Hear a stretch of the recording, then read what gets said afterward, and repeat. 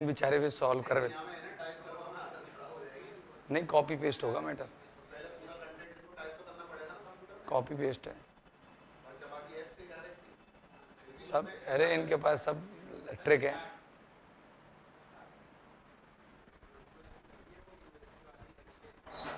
Hello friends, नमस्कार। तो आज शुरू करेंगे हम सेकंड ग्रेड की क्लासेस। पहली क्लास है तो सबसे पहले हम सबसे पहला ही टॉपिक ले रहे हैं जो आपके सीनियर सेकेंडरी लेवल का है। जैसा कि आप जानते हैं सीनियर सेकेंडरी में सबसे पहला जो टॉपिक है आपका है वो पार्ट्स ऑफ स्पीच है। और किसी भी भाषा का, बात इंग्लिश की नहीं, चाहे संस्कृत की कर लो, चाहे उर्दू की कर लो, या पंजाबी, गुजराती, मराठी, जापानीज, चाइनीज़, कोई सी भी लैंग्वेज की बात कर लो। किसी भी लैंग्वेज की शुरुआत के लिए सबसे बढ़िया चीज़ होती है उसकी ग्रामर पढ़ी जाए। और ग्रामर का जो मूल आधार होता है वो होता है पार्ट्स ऑफ स्पीच, यानी कि हम हर वर्ड के फंक्शन को पहचाने, हर वर्ड के काम को पहचाने, किस तरीके का काम ये वर्ड करता है और किस तरीके से इस वर्ड को यूज किया जाता है। तो दोस्तों आज जो है हमारा पहला ही टॉपिक आपके सामने स्क्रीन पर दिख रहा होगा, पार्ट्स ऑफ स्पीच। और आज बहुत छोटा सेशन रहने वाला है क्योंकि आज मैं पार्ट्स ऑफ स्पीच के बेसिक्स के बारे में आपके साथ चर्चा करूंगा। आज हम पार्ट्स ऑफ स्पीच के बेसिक्स समझेंगे, क्या क्या बेसिक्स हैं। तो जिसका सेकंड ग्रेड में पहले कभी कोई किसी प्रकार का एक्सपीरियंस नहीं रहा, जिसने कभी पहले पढ़ाई नहीं की, किसी प्रकार की स्टडी नहीं की, आज ये मान लीजिए कि उसके लिए बिल्कुल बेसिक है सारा, यूँ मान लीजिए बिल्कुल नए तरीके से शुरू होने वाला है। तो दोस्तों जैसा कि आप देख पा रहे हैं स्क्रीन पर पार्ट्स ऑफ स्पीच बेसिक्स लिखा हुआ है, केवल सेकंड ग्रेड के लिए एक्सक्लूसिव हम लेकर के आए इसको। अब हम शुरू करते हैं कि पार्ट्स ऑफ स्पीच होते क्या हैं। Let us begin. देखिए मैं इस पर हेडिंग डाल रहा हूं parts of speech.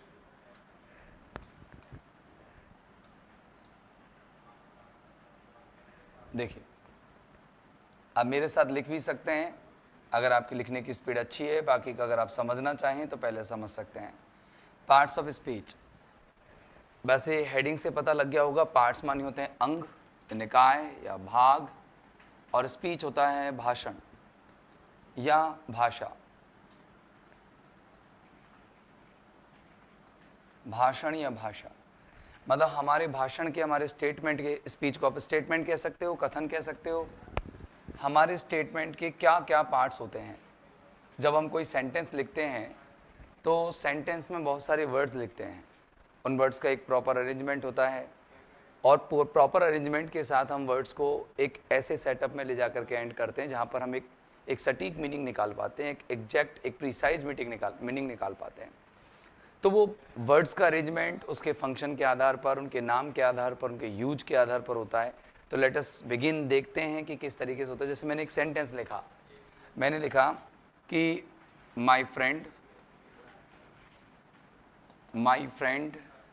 Is waiting for his parents who are coming from Delhi, DELHI, है ना। अब देखिए सेंटेंस है आपके सामने, देख पा रहे हैं। अब इस सेंटेंस को मैंने काफ़ी सारे वर्ड्स लिख करके और जब एक पूरा किया है इसको, है ना, तो अब अपन क्या करते हैं, अब इसको देखते हैं, इसका एनालिसिस करते हैं कि कैसे कैसे हर वर्ड है। आप देख रहे हैं एक बार, my friend is waiting for his parents who are coming from Delhi. तो कितने सारे वर्ड्स हो गए अगर काउंट करेंगे तो 1 2 3 4 5 6 7 8 9 10 11 12, कितने भी वर्ड्स आप यूज कर सकते हो। मिनिमम एक वर्ड का सेंटेंस होता है, जैसे इम्पेरेटिव है गो, कम, हेल्प, ठीक है ना। तो ये एक एक वर्ड के भी सेंटेंस होते हैं और बहुत बड़े बड़े लेंदी सेंटेंस भी होते हैं जिनमें बहुत सारे वर्ड्स होते हैं। तो हर वर्ड का नाम हमें पता होना चाहिए। जैसे हमें पता होना चाहिए कि माय एक एडजेक्टिव है, फ्रेंड एक नाउन है, इज़ आपकी ऑक्सिलरी वर्ब है, इसके अलावा आपका जो वेटिंग है वो मेन वर्ब है जीरेंट फॉर्म में, फॉर आपका प्रपोजिशन है, हिज आपका एडजेक्टिव है, पेरेंट्स आपका नाउन है, हु आपका रिलेटिव प्रोनाउन है या फिर प्रोनाउन कह सकता हूँ फ़िलहाल के लिए मैं, ये आर जो है आपकी ऑक्सिलरी वर्ब है, कमिंग आपका मेन वर्ब है, फ्रॉम आपका प्रपोजिशन है, दिल्ली आपका नाउन है। लेकिन अभी ये मैंने वर्ड्स के नाम लिखे हैं, इनके फंक्शंस नहीं, इनके काम कैसे होते हैं, सब अलग अलग काम कर रहे हैं। जैसे माई फ्रेंड सब्जेक्ट बन गया, इज़ वेटिंग उसकी वर्ब बन गई, फॉर हिज पेरेंट्स उसके ऑब्जेक्ट बन गए, ठीक है ना। हु आर कमिंग ये रिलेटिव प्रोनाउन बन गया, ये इसका रिलेटिव क्लॉज है। कैसे जुड़ रहे हैं, कौन प्री मॉडिफायर है, कौन पोस्ट मॉडिफायर है, बहुत सारी चीज़ें हैं। देखिए यहाँ पर फ्रेंड का प्री मॉडिफायर कौन है, माई। यहाँ पर वेटिंग का प्री मॉडिफायर कौन है, इज। यहाँ पर पेरेंट्स का प्री मॉडिफायर कौन है, हिज। और पेरेंट्स का पोस्ट मॉडिफायर कौन है, ये रहा हु।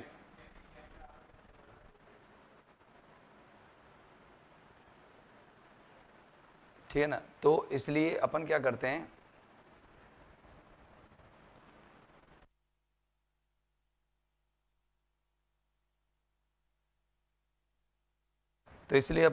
पहले तो नॉर्मली इनके फंक्शंस से, फंक्शन समझने से पहले इनके नाम समझते हैं कि भाई कौन सा शब्द किस नाम से जाना जाता है और कैसे हम कैसे आइडेंटिफाई करेंगे कि ये वर्ड इस नाम से जाना जाएगा। तो चलें शुरुआत करें, रेडी। तो हम ले लेते हैं पहले पार्ट्स ऑफ स्पीच के नेम, पहले इसकी डेफिनेशन लेते हैं, पार्ट्स ऑफ स्पीच होते क्या हैं, और फिर लेंगे हम नेम। पार्ट्स ऑफ स्पीच, ये देखिए कि the parts of a sentence, the parts of a sentence, the part of a sentence which are, which से पहले मैं कॉमा लगाऊंगा, ठीक है, which are used to create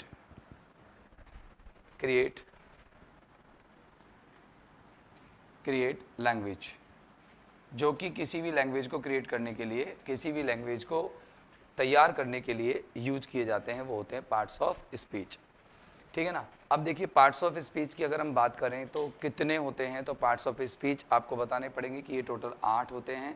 तो there are 8 parts of speech, there are 8 parts of speech in English language. English language में कितने parts of speech है मेरे भाई, इंग्लिश लैंग्वेज में आपको टोटल मिलेंगे 8 पार्ट्स ऑफ स्पीच। तो let me tell you the names of the parts of speech with Hindi meaning, मैं आपको हिंदी मीनिंग के साथ उनके नाम बता देता हूँ, ठीक है।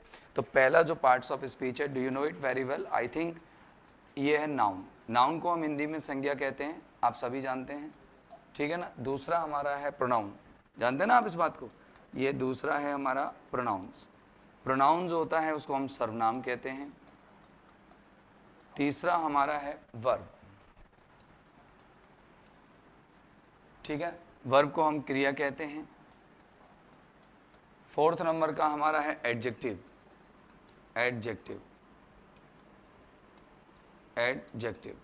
और इसे हम हिंदी में विशेषण कहते हैं। और अगला बोलो, आप भी बोल सकते हो। फिफ्थ नंबर का कौन सा है, एडवर्ब, जो कि हमने सिलेबस जब डिटेल डिस्क्रिप्शन किया था तो हमने बताया था 5वें नंबर का है एडवर्ब्स। एडवर्ब्स हो गए क्रिया विशेषण, ठीक है ना, यह विशेष्य भी कहते हैं। इसके बाद आपका अगला है 6ठे नंबर का कंजंक्शंस, जिन्हें हम संयोजक शब्द कहते हैं। मालूम है ना आपको, कंजंक्शंस को हम क्या कहते हैं, संयोजक शब्द। इसके बाद 7वें नंबर पर है, मैं लिख देता हूँ इसकी हिंदी, संयोजक शब्द।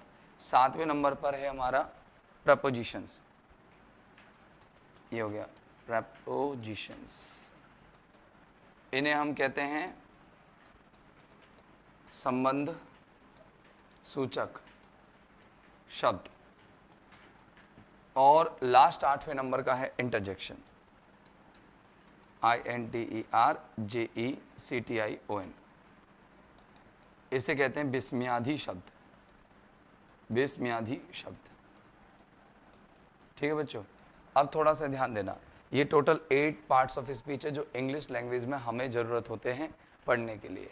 अब मैं आपको कुछ 2-5 सेंटेंसेस दे रहा हूँ जिसमें मैं इनका थोड़ा सा आइडेंटिफिकेशन आप लोगों को बता रहा हूँ। बाकी का हम 1 बाय 1 एक एक टॉपिक को उठाते हुए चलेंगे और एक एक टॉपिक को तैयार अच्छे से करते हुए चलेंगे। 1 या 2 या 3 पार्ट्स की वीडियो बनेगी और उस वीडियो में आप अच्छे से उन सारी चीज़ों को थोड़ा समझते हुए चलना, ज़्यादा नहीं है। फिर अपन लास्ट में एक डिस्कशन करेंगे कि क्वेश्चन इनका कैसे आता है। देखिए मैं आपको पहले एक सेंटेंस लिख के बताता हूँ। मैंने एक सेंटेंस लिख के बताया, समझना कि एक लिया, there were many kings in India, kings in India before freedom.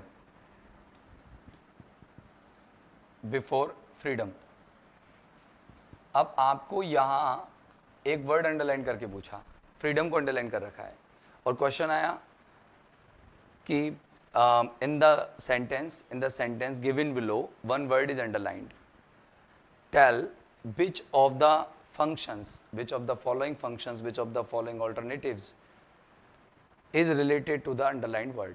यानी कि नीचे दिए गए विकल्पों में से कौन सा विकल्प इस अंडरलाइंड वर्ड से संबंधित है। तो आपको 4 ऑप्शंस दिए, जैसे एक दे दिया आपको कि एडजेक्टिव है ये, दूसरा आपको दे दिया कि ये नाउन है, तीसरा आपको दे दिया कि ये एडवर्ब है, और चौथा आपको दे दिया कि ये एक प्रपोजिशन है या प्रोनाउन है, कुछ भी ले लो। अब आपको what are you do to identify, I think you are here very clear cut, आप यहाँ पर बहुत क्लियर कट होंगे कि ये क्या है। तो जिन वर्ड्स के अंत में डम होता है लिखा हुआ, जैसे किंगडम हुआ, फ्रीडम हुआ, ये सफिक्सेस होते हैं, प्रत्यय होते हैं, तो उनको देखते ही समझ जाना कि ये क्या होते हैं, नाउन होते हैं। तो आप खड़ाखट अपना आंसर दे सकते हैं यहाँ पर कि भाई ये नाउन है, और आप आगे चल सकते हैं।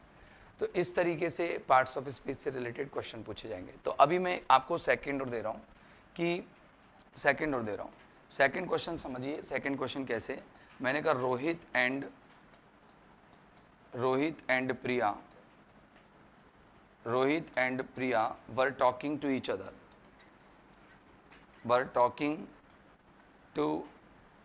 Each other in their classroom. अब आपसे पूछा जाएगा, ठीक है ना, कि हम 4 वर्ड्स लिख रहे हैं, इसी सेंटेंस में से 4 वर्ड्स ले लिए। जैसे एक तो ले लिया उन्होंने एंड, एक ले लिया टॉकिंग, एक ले लिया उन्होंने ईच अदर, और एक ले लिया देयर। ये 4 अंडरलाइन कर दिए, राइट, और चारों को नीचे लिख दिया। एक में लिख दिया एंड, बी ऑप्शन लिख दिया आपने टॉकिंग, सी ऑप्शन लिख दिया उन्होंने क्या, ईच अदर, और डी ऑप्शन लिख दिया उन्होंने क्या, देयर। आपसे पूछा जाएगा कि आपसे क्वेश्चन किस तरीके से बनाएगा, इसमें बनाएगा कि which of the following underline words is a pronoun. नीचे दिए गए अंडरलाइन शब्दों में से कौन सा एक प्रोनाउन है। तो अब आपको ये आइडिया होना चाहिए, एंड क्या है, एंड कंजंक्शन है, टेकिंग क्या है, टॉकिंग क्या है, टॉकिंग आपकी वर्ब है, ईच अदर क्या है, ईच अदर प्रोनाउन है, और देयर क्या है, देयर एडजेक्टिव है।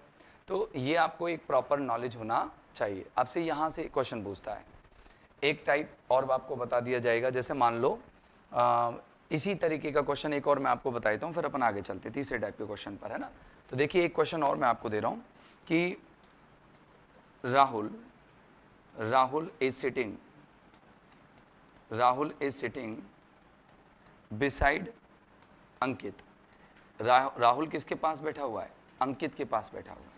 आपसे पूछा बिसाइड क्या है, पूछागा कंजंक्शन है, बी प्रपोजिशन है, सी एडवर्ब है, या डी आपसे पूछा जाएगा कोई भी दे दिया एडजेक्टिव है। मैंने शॉर्ट में लिखे हैं इनको, ना, तो आप समझना। अब यहाँ पर ये क्या है, तो बिसाइड एक प्रपोजिशन है। आपसे पूछेगा which of the following alternatives is related to the underlined word. Underlined word से कौन सा अल्टरनेटिव, कौन सा विकल्प यहाँ पर जुड़ा हुआ है। तो आप बताएंगे बिसाइड एक प्रपोजिशन है। तो हमें यहाँ करना क्या है, हमें यहाँ पर हर शब्द का बेसिक नॉलेज होना चाहिए कि एक्चुअल में वो वर्ड है क्या। मतलब आपको इन रियल पता होना चाहिए कि आपको ये वर्ड किस फंक्शन से रिलेट करना है, किस फंक्शन से जोड़ना है। तो let us move to the next point और नेक्स्ट टाइप ऑफ क्वेश्चन, कि किस तरीके से क्वेश्चन पूछा जाएगा। अगला जो तीसरा टाइप है, तीसरा टाइप ये है, जैसे मान लो हम लोग एक क्वेश्चन लिखते हैं, मैं क्वेश्चन लिखता हूँ, मैंने कहा कि अनिल डैश रवि, ठीक है, आर वेरी इंटेलिजेंट। सिंपल से एग्जांपल ले लिया मैंने, और यहाँ मैं आपको 4 ऑप्शंस देता हूँ। पहला दिया फॉर, दूसरा दिया विथ, तीसरा दिया एज वेल एज, और चौथा दिया मैंने आपको एंड।